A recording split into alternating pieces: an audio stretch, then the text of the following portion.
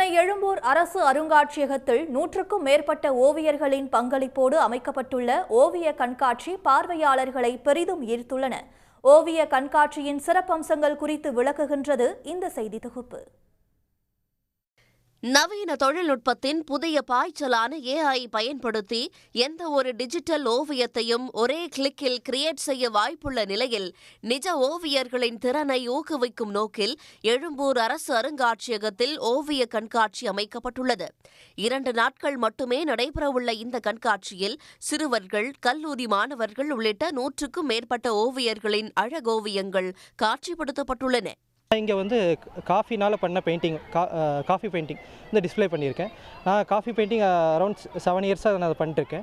இது காஃபிங்கிற வந்து full and full வந்து நம்ம நேச்சர் கலரை வச்சு நம்ம பெயிண்ட் பண்ணுறது. நார்மலாக நம்ம வந்து அக்ரிலிக், வாட்டர் கலர், நம்ம ஆர்டிஃபிஷியல் கலர் யூஸ் பண்ணி பண்ணுவோம். இது வந்து எந்த ஒரு ஆர்டிஃபிஷியல் கலரும் இல்லாமல் நம்ம நேச்சராக கொடுக்குற இது காஃபியை யூஸ் பண்ணி அதில் வந்து காஃபி பெயிண்டிங்கை வந்து நான் பண்ணியிருக்கேன். இங்கே இயற்கை சூழல்கள், வன விலங்குகள், தெய்வ உருவங்கள், கோயில் சிற்பங்கள், மனித வாழ்வியல் காட்சிகள், சாதனையாளர்கள், விடுதலை போராட்ட வீரர்கள் உள்ளிட்ட ஏராளமான ஓவியங்கள் இடம்பெற்றுள்ளன.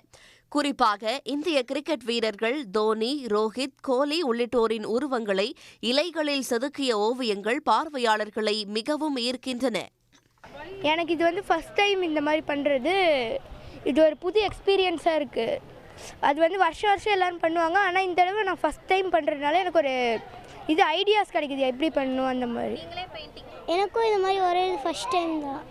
இப்போ நான் எக்ஸிபிஷனுக்கு வரதுனால தான் இவ்வளோ ப்ரௌடாக ஃபீல் பண்ணுறேன். நான் எல்லோரும் ஃபோட்டோஸும் பார்த்தேன், செம்மையாக இருந்துச்சு. நானும் இனிமேல் டெய்லியும் இந்த மாதிரி ட்ரா பண்ணணும்னு நினச்சேன். அதனால தான். நான் தான் பண்ணேன். இது ஒரு 2 டேஸில் பண்ணேன். கண்காட்சியில் விற்பனைக்கு வைக்கப்பட்டுள்ள தேங்காய் ஓடு, மூங்கில், பனை ஓலை உள்ளிட்டவையால் செய்யப்பட்ட கைவினைப் பொருட்களை ஏராளமானோர் ஆர்வத்துடன் வாங்கிச் சென்றனர்.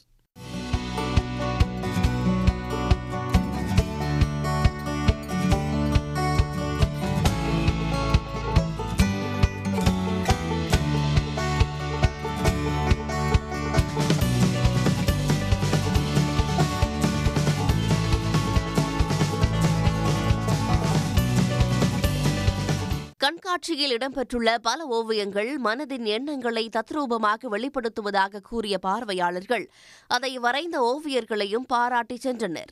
சன் செய்திகளுக்காக ஒளிப்பதிவாளர் ஐயப்பனுடன் செய்தியாளர் கீதா. உடனுக்குடன் செய்திகளை தெரிந்து கொள்ள சன் நியூஸ் பெல் ஐகானை கிளிக் பண்ணுங்க.